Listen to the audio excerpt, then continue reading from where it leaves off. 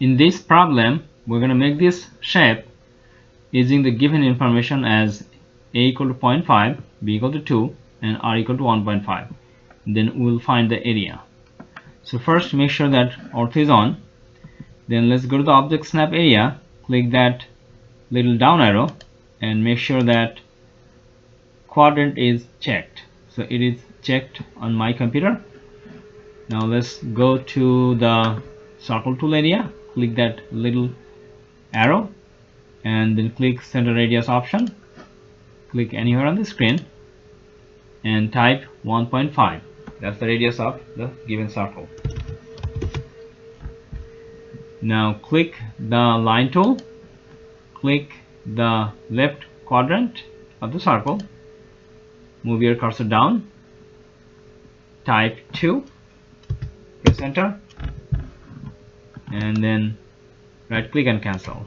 Let's make another line. Right click on the screen, click on repeat line, click the quadrant on the right side of the circle, move your cursor down, type 2 again, press enter, right click, cancel. Now let's use the trim tool, click trim and trim here, right click, cancel. Now we're gonna use the offset tool using the offset value of 0.5.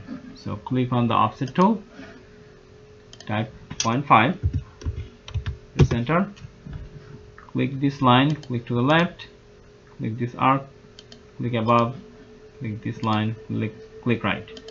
Okay, now right click, cancel, use the line tool and connect these 2 points.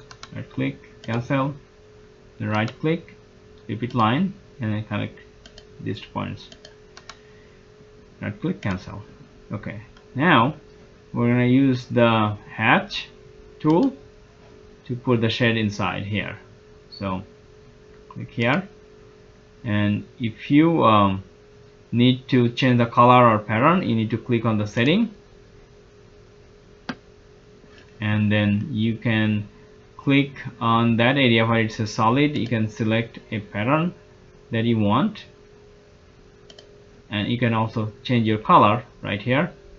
Right now I'm using the solid pattern and then using the color as that cyan color.